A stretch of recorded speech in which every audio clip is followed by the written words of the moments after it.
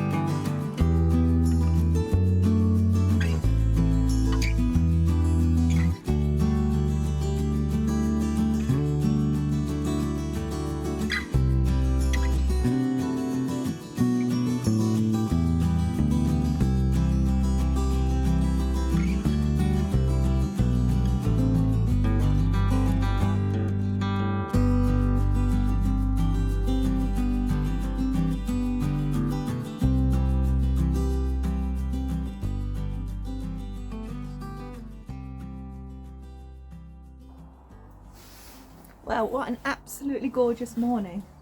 Wow. And it's not that cold either. I mean, I've got my buff and my gilet on, but I've rolled up my sleeves. Oh, it's really beautiful. I thought there would be more people down here. Perhaps a lot of people are sort of done for the season now. I went past, I mentioned nice chap Graham last week, who had told me that he was ahead of schedule and his plot was all put to bed. And I passed it earlier in the week and he wasn't joking. Oh my goodness, it's all tucked up. Mine is not, as we found out last week. And I don't know, I felt a little bit ashamed last week, or a bit cautious as I pressed publish on that video, because I felt the plot was a bit of a state and I didn't want to be judged, and but yeah, your comments were very reassuring, so thank you. And also I felt a bit ashamed about my clear lack of self-control when it comes to garden centres, but again you reassured me in the comments that I'm not alone. I will say I have not been to a garden centre since we last spoke. Very good. And I had realised that all those garden centre visits last week, never did a food shop that week. I had no food in the house. It's a good job I can eat from the plot, isn't it? Anyway, the plants that you just saw sort of poking me in the head as I drove down here were not from a garden centre, they're from my cousin. So you might remember when I first got the plot, my cousin gave me a tree, which we thought was a pear tree. It's in the fruit tree guild behind me. And turned out it was an apple, although I don't know that for sure on my end, because it didn't fruit. But the other tree that she had in the home garden, which was either the pear or an apple, that did fruit, and there was a pear on it, so she knows that that was the pear tree. Anyway, she's given me that tree now as well, so that's going to go on the plot today. And she also dug up for me a few more autumn fruiting raspberries to replace the ones that I got from B&Q last year that didn't do anything. One variety, the Shagana, is fine, but the other one, was it Paloma or something like that?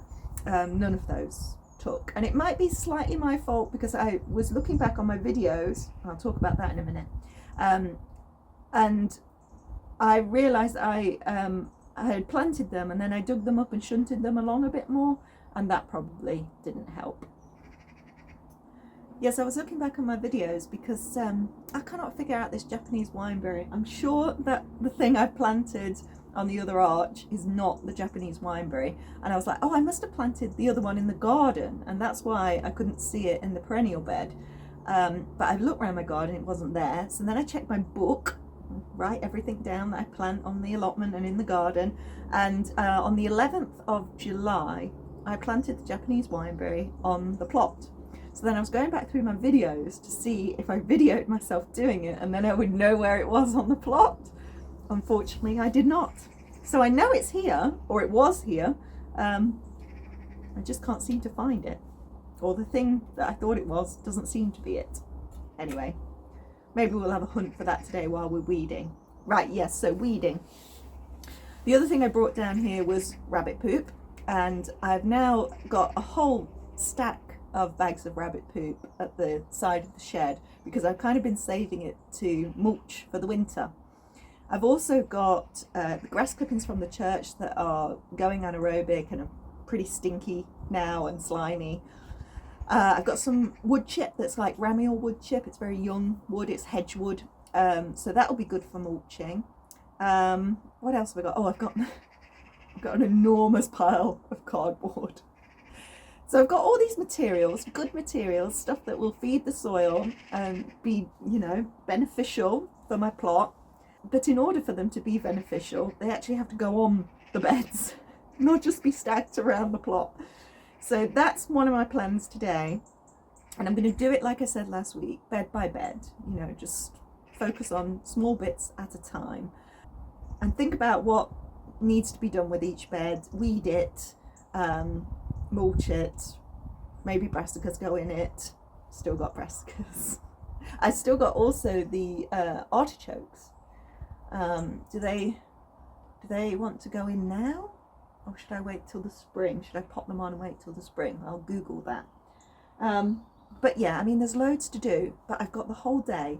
The weather is glorious. I brought my packed lunch. I am here for the day. Mum's got Dory, so I've not got her barking in the background and demanding things. I think this is going to be a very productive day. I feel like I'm jinxing it as soon as I say it, like my back is going to go as soon as I try and dig something. I think the first job that I might do though is cut back these cosmos just here, because they're flopping right across the path, and every time I walk up and down the path I have to battle through these cosmos, and the flowers are pretty much over, so that's going to go. There we go, job one small job. Okay, let's get going. Oh, I also brought the strimmer down today, and I've charged the battery, which is always good. So some strimming may take place too, but obviously my plot is very, very wet, so we'll see about that. But first things first, cosmos.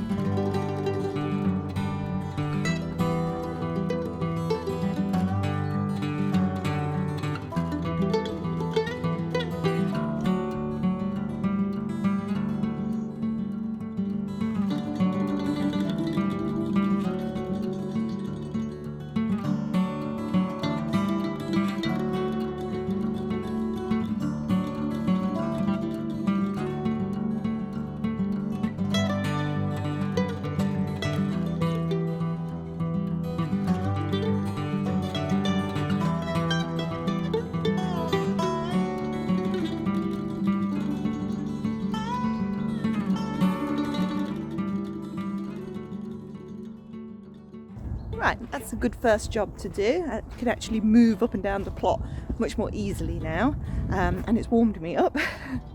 So what I'm thinking is I'm going to move around the plot bed by bed. So I'm going to start with the brassica bed that we did a couple of weeks ago, which is looking okay. The brassicas are alive. They haven't been eaten by pigeons or anything. Oh, she says. Yes, I think they have. Oh, okay, right. That's okay, because that just means now I know this bed needs to be covered. So we'll do that. And I did wonder, should I plant field beans in between the brassicas? Brassicas are nitrogen hungry, right? And the beans are going to fix nitrogen. So when the brassicas are done, the beans will have made up for what they've taken out. That could be absolute bull.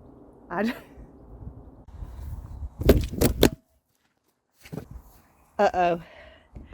I've just completely now broke the very cheap, flimsy tripod that I usually use. And one of the legs had already gone. This back leg, look, wasn't doing anything. So it was already ready to be replaced. Huh. That's going to make filming today a bit difficult, isn't it? No tripod. just have to talk like this, holding it, or prop you up. I was just trying to hold out until Black Friday, and on Black Friday I'm going to upgrade my gear. That's the plan anyway, because my phone is absolutely smashed to pieces. Yeah, clearly I needed a new tripod. I did have a selfie stick that I was using a bit, and I broke that as well. And they weren't even mine. These were what my sister gave me to borrow when I first started. I did tell her I would replace them. Anyway, okay, we'll make do. We'll see how we go. We may not get much filming this week. Anyway, what I was just looking at was the field beans. So there they are, very hardy. They're good for heavy soil. So that's what I have, heavy clay soil. In rows, 2 inch deep, 20 centimetres apart. Well, they're just going to be what they are. When are we supposed to put them in? Oh, November. Okay, that's good then. We can still put them in now. So this is what I'm thinking. So I've just done a little weeding at the front. But between all of these brassicas, I think a couple of field beans. So they go along the whole bed. And then, as they finish then, the brassicas, then the field beans will get cut down, and then you leave the roots in, and that's the nitrogen bit, or you can chop and drop on top of the bed. That's what I'm thinking. I'm going to go for it. I think because I know I'm not covering this one with cardboard because it's got the brassicas in, then that makes it a good candidate for the field beans. Okay, let's do that then.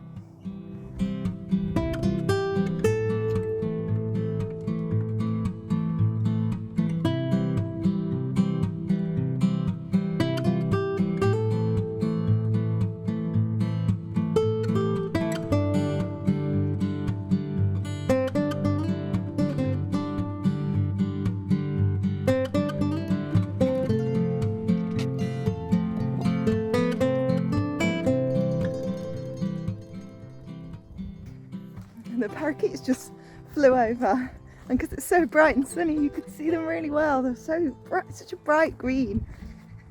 I love that we have parakeets around. Okay, I've put field beans in all along this bed. There we go, and then I've covered it with a fairly thick mulch of just the rabbit bedding. And what I figure is when the field beans come up and are a bit more established, I can put a thicker mulch on the bed around the beans as well. We'll see. What I will say, so long-time viewers will know that this side of the bed was dug because I did the potatoes traditionally, and I dug a trench, and this side was not dug. The brassicas are not a reflection of that because these have been in a long time and these only went in a couple of weeks ago. But the soil is a reflection of that. And as I was putting the field beans in, it was so much easier to dig little holes in this side than it was this side, which is still like solid clay. There's no sense of like a top layer of compost or workable soil. Whereas this one, which wasn't disturbed, and both have had a lot of grass clippings on and other stuff, rabbit bedding, while the potatoes were in to earth them up. So they've all had that kind of treatment. But yeah, just goes to show, no dig all the way. Right, what I'm going to do now is try and fashion a cover for these brassicas so the pigeons stop eating them. And then I'm going to move on to the next bed, which is the squash bed, and yeah, that's going to be quite a bit of work. And I think what I'll do is just crack on. I don't think there's any point trying to balance the phone to try and take shots. So what I'll do is I'll meet you back at lunchtime and let you know my progress. See you then. Well, I'm breaking for lunch. In fact, let me get some tea. Oh, I can't do this when I'm holding the phone. Oh, gotta get myself a new tripod. I just checked and I've done 3 hours, 3 3/4 hours already. It doesn't feel like it. I feel like I should have achieved more. But I'm definitely ready for my sandwich. and doing slightly better. Look at that doorstep. Slightly better than a crisp sandwich this week. I've got chili mayo with jackfruit and my last tomatoes and my last cucumber.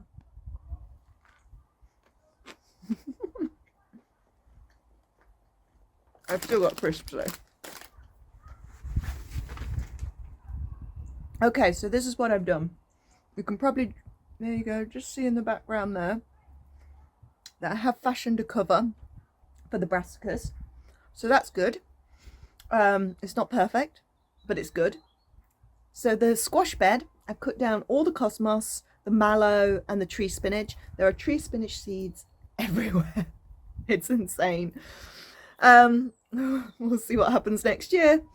Then I have weeded. So I got out as many dock and dandelion as I could. But I left the weeds like the chickweed, obviously the phacelia, which is a cover crop and will feed the soil, so that's fine, and grass. I mean, I tried to pull up any grass that looked like couch grass or, you know, particularly invasive grass, rigorous grass. But otherwise, I kind of left all the squash foliage, all of that will die down and feed the bed. Then I strimmed, so I strimmed all around the edges and the paths of those two beds.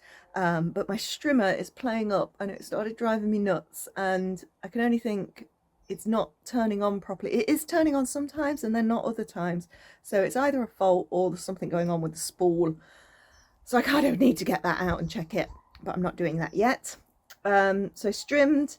Then I put on the beds quite a lot of the anaerobic grass clippings. So really like compacted, slimy, not that smelly actually, although I may have just adjusted. So I spread as much of that. I say spread, but it's more like clumps of it.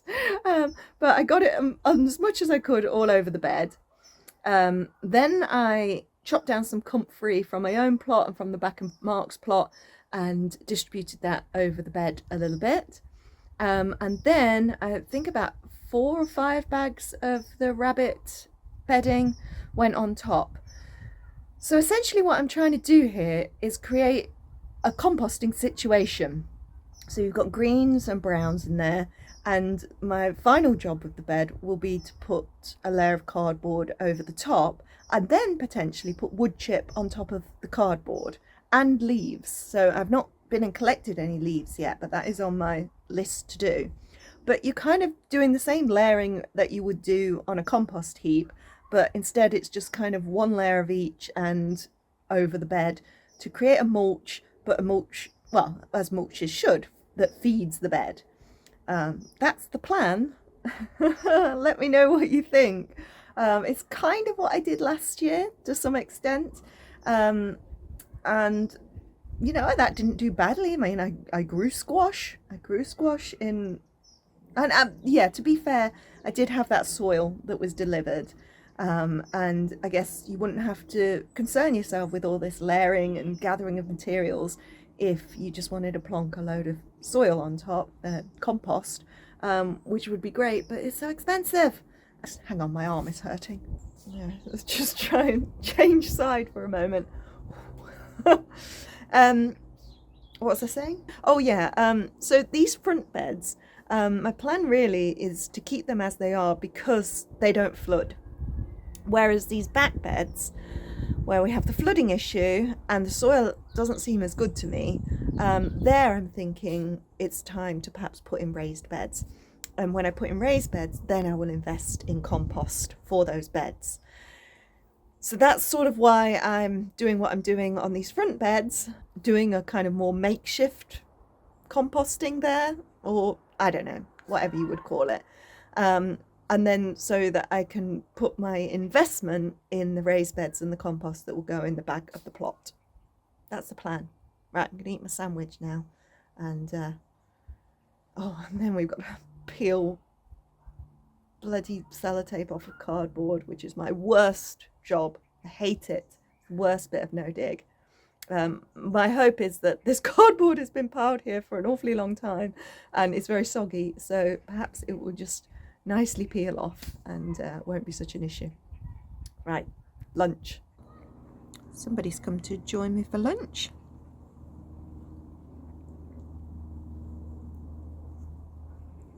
Maybe not.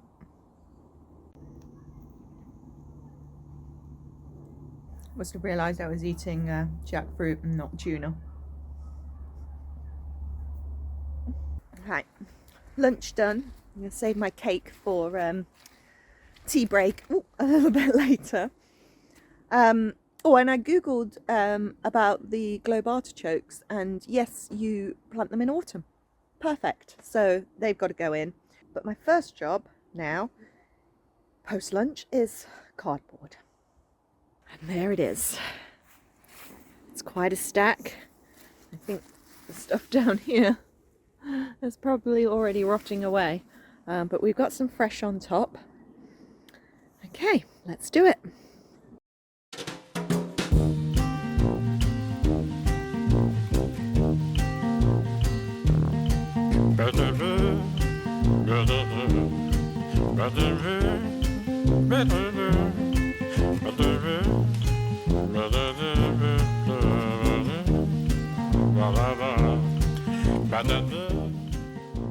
If that looked more difficult than it should, it's because my back is seizing up and it's going down my legs, so it's making it a bit difficult to bend, and haven't got much strength. So, but I'm carrying on because I am feeling so much better about the plot just from doing the bits that I've done already. Yeah, I can't tell you how much better I feel. So I think if I get the cardboard on and I have a lovely covered bed, that's gonna feel really good. Okay, so better get on with it.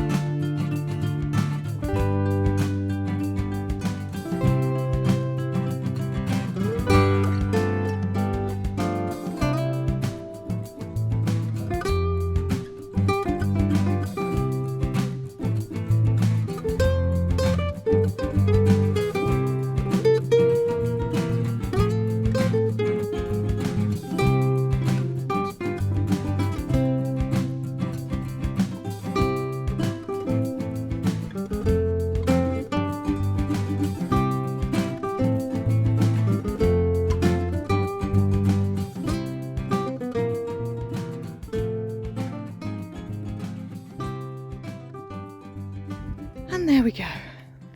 That took an hour. How does laying cardboard take that long? I have no idea. But I mean, it is a big bed and you do have to get the tape off and make sure you've got no gaps. So I've just gone round the dahlias because I'm not ready to chop them down yet. So they're still there.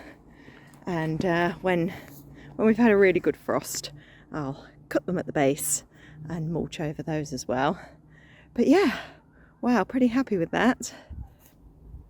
I'm pretty filthy now, kneeling in rabbit poop. Right, so what was my next layer? Wood chip. Okay, I'm not going to have enough wood chip to do a proper layer on here, so it's more to hold the cardboard down a bit. Yeah, just add a little bit more, why not, hey? So I'll do that, and then later when I've collected some leaves, I'll perhaps add those on too. I'm beginning to flag now. Oh, my back is very much feeling it. Right, wood chip first though. Okay.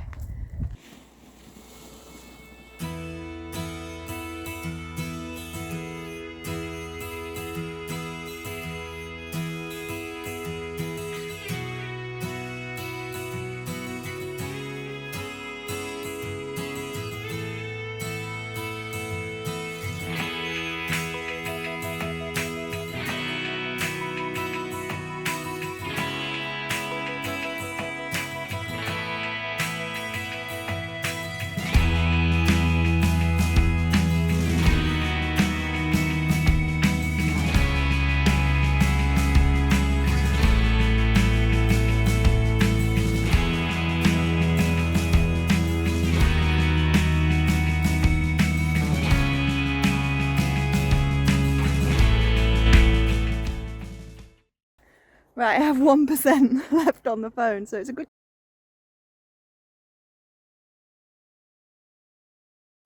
Oops. Yeah. Whoops. Ran out of charge. But I think I did cover most of what I achieved yesterday. I think after the battery went, I put the raspberry canes in and I picked some of the dried beans, but yeah, pretty much I captured everything that I did yesterday. And I was down at the plot for 6 hours yesterday. Okay, there was a little break for lunch, but that was pretty much 6 hours solid work. And that seems shocking that that's how little I achieved, or it feels like little. But I don't want to take away from the thing that I was saying yesterday. That was, I felt so much better, because essentially I've ticked 2 beds off yesterday. What I would say is that please don't expect like the next 4 or 5 videos just to be me doing the exact same thing on the plot with each of the beds. I promise you I won't do that. But certainly that method of sort of layering up the different materials on top of the bed is my go-to, I would say, for how I'm handling the majority of the beds on the plot. And as I continue thinking about where I might put raised beds and how I might manage the flooding situation. Anyway, we're the next day and I'm in the home garden in the greenhouse, and I've just glanced over at the salad bar bed and something has been in here. Something has been digging. Something digging there. There's lots of little holes around there and disturbances. Now, it's not like this is Fort Knox or anything. There's a huge gap here, a gap here, a gap down there. I do close my makeshift door at night, but clearly something got in and had a route around. Although, having said that, maybe it wasn't the squirrel, because I did have another little visitor to the garden this week that I just about captured on the camera.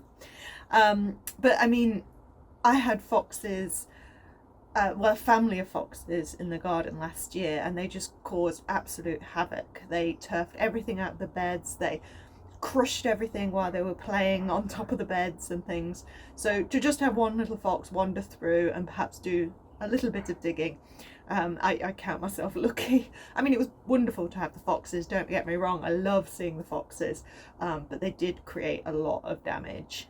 Speaking of which, do you remember I sowed the winter spinach in the last square in the wardrobe bed at the back of the garden?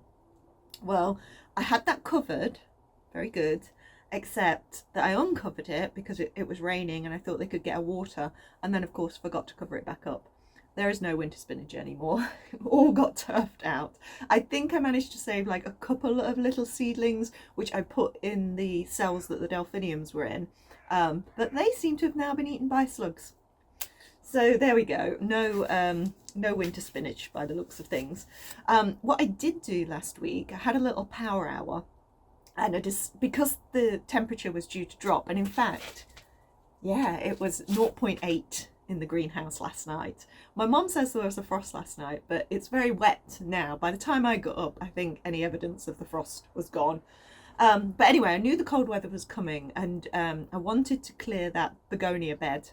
So I lifted all the begonias out of the bed, and they were such little strong plants. I'm really pleased with them because they were I didn't do them from seed, they were from the garden centre, but they were like lots and lots of little seedlings in a pot that you then prick out. So yeah, I was pretty pleased at how that turned out. Anyway, I lifted them all, and then I was a bit confused what to do with them because there's about 25, and I didn't particularly want 25 pots of begonias overwintering in the greenhouse taking up room. So in the end I decided to use the mushroom trays, and I lined them with some compost bags, cut up compost bags, and I put some drainage holes in the bags, lined the mushroom tray, and then put in spent compost, because these are just overwintering. It's not like I'm expecting lots of growth over winter, that's just to keep them alive.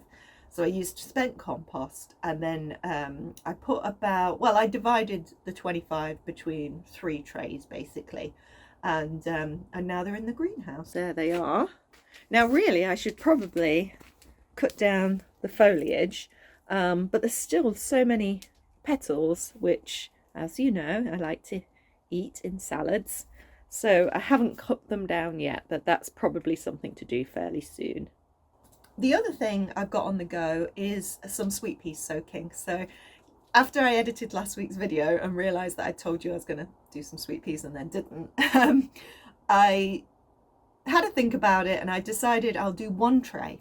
I'll invest in that and we'll see how they go, because I did get sweet peas from my autumn sowings this year, but not very many. For the amount that I sowed, not that many survived. But I'll do one tray, and I picked all the varieties that I showed you last week. So Fire Warden, Spanish Dancer and White Frills. And then because my set of tray has 5 lines, I did 2 more, which is a perennial that I got from Liam's mom's new garden, and also then just a variety of mixed seeds that I've been saving from my own plants and other people's this autumn. Someone asked me in the comments last week, it was Mandy. Mandy asked me who Liam was, because if you're a new viewer, you might not know the people I'm referring to. Liam is my partner. He doesn't really feature in the videos, and this is why. Shadows. You don't walk with me.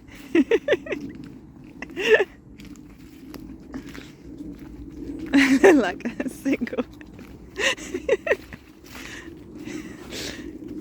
This is why you can't be on the vlog.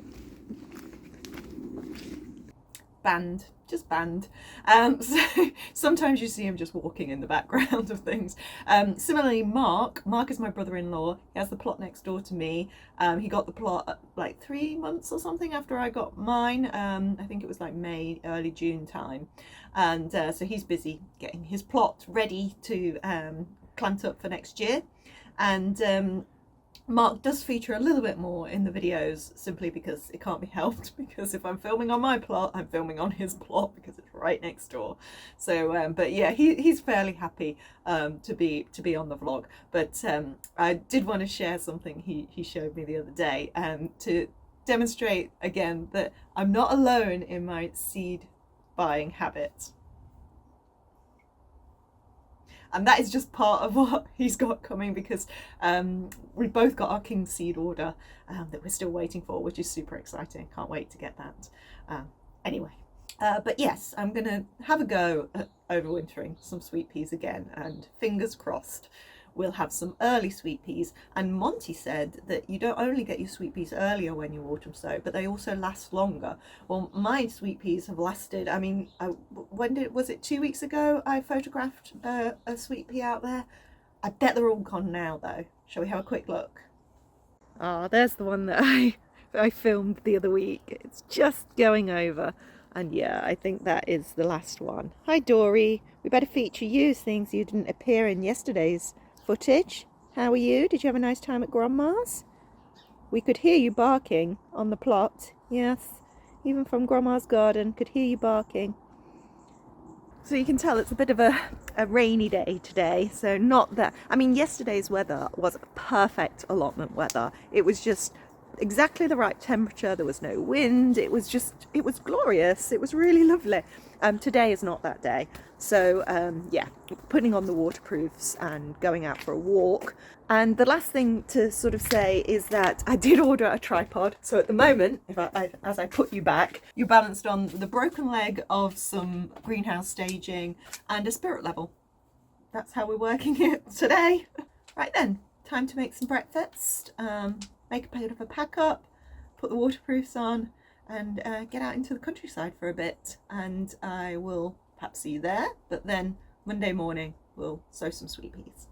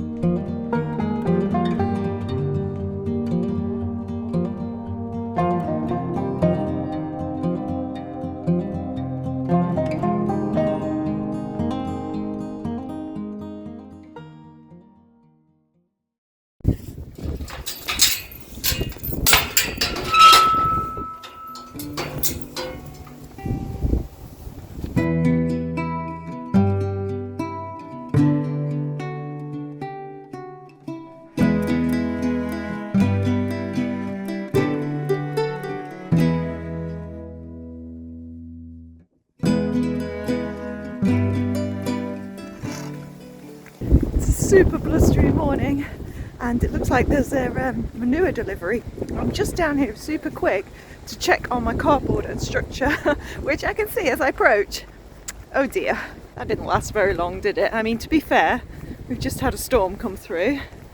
So this is Storm Debbie. Oh, some ruffling up. Oh, lost one there. Where's that one gone? But actually, that's not too bad, I suppose. Right, I presume that it's going to be quite noisy from the wind, so I'll keep this quick. But yeah, Storm Debbie is coming through at the moment, so we've got high winds. We woke up to the sound of rain and wind, but we're not getting too badly hit. I think this is mostly going through Ireland, and they're getting the brunt of it. So yeah, and I think it's dying down now. But I'll just go fix my cardboard and my structure. And then I've got to get back because I've got a webinar in like 50 minutes. So let's be quick.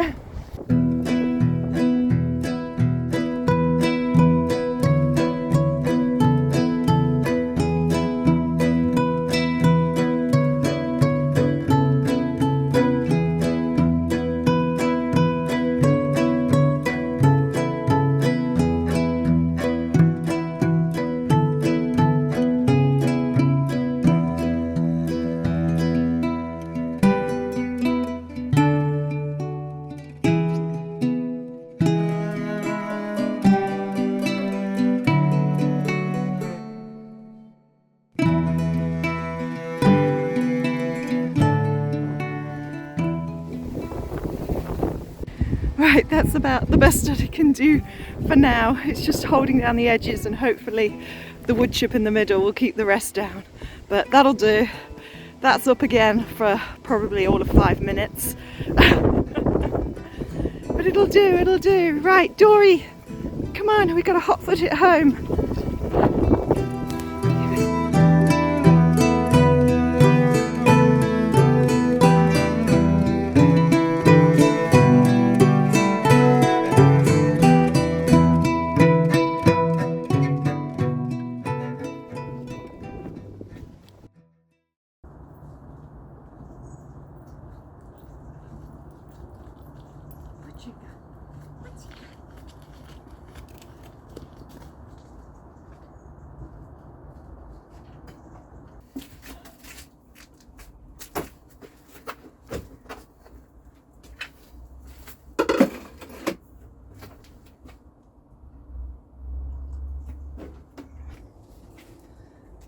Good morning, welcome to the home garden. We're Tuesday morning now, so these poor sweet peas have been soaking since Saturday morning.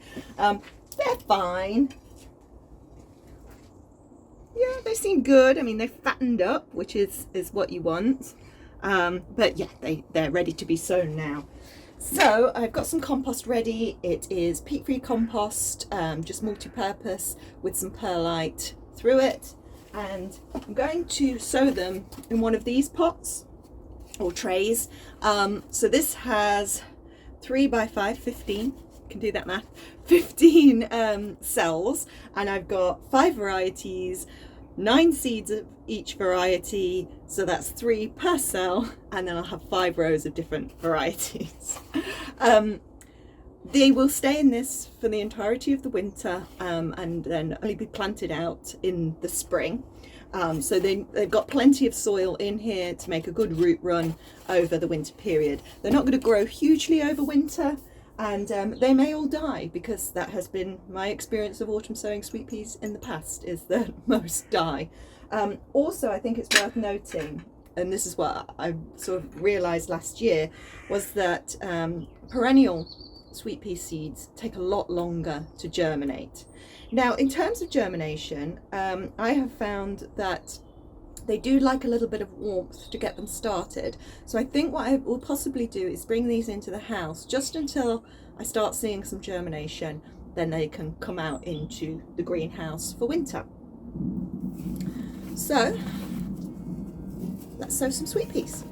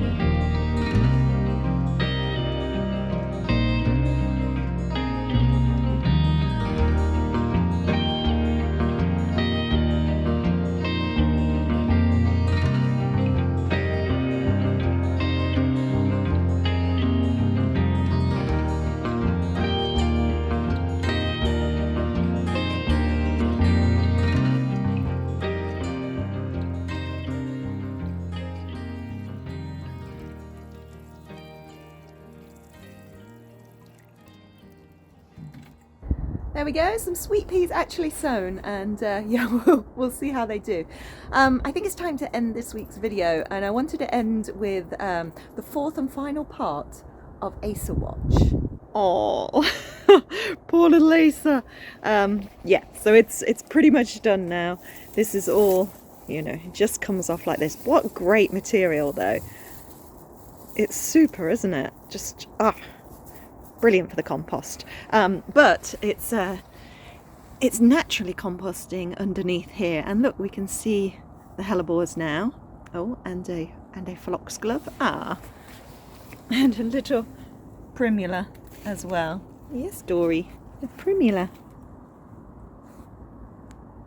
And then Asa number 2. And that went quick, didn't it? Because there's even less leaves on this than the other one, and this started turning afterwards. I suppose the storm didn't really help, but yeah, there they go. Oh, just stunning, stunning. And again, under here now, we can see the hellebores. Don't they look healthy? There should be 5. 1, 2, 3, 4. Yeah, there was one that didn't do too well. I think it was over here. But what you can see over here is, and I think it was Susie in the comments asked about my cyclamen that I was planting last week, and about hardy and non-hardy varieties. And this is my hardy variety, so the Coombe cyclamens. They're all under here. Oh, and they're doing so well. These were such tiny little plants last year, so they won't flower just yet, but soon. But yes, the Asa is over, and we're going to talk a lot about leaves next week, I think, but here is a preview. So just taking you up to see the ginkgo tree, and you can see it is no longer green, or mostly no longer green, but yellow. There we go. And so they're beginning to fall and cover the lawn and getting the pond, which is a bit annoying. I should probably cover the pond. But now this is when you can use your ginkgo leaves to make tea. But we'll talk about that a bit more next week. Yes, so all things leaf-based next week. But that's it for this week. Thank you for joining. If you enjoyed, do please like and subscribe, and I will see you next week. And can you believe it is mid-November? It is already mid-November. I've seen 4 Christmas trees already. Anyway, I'll see you next week.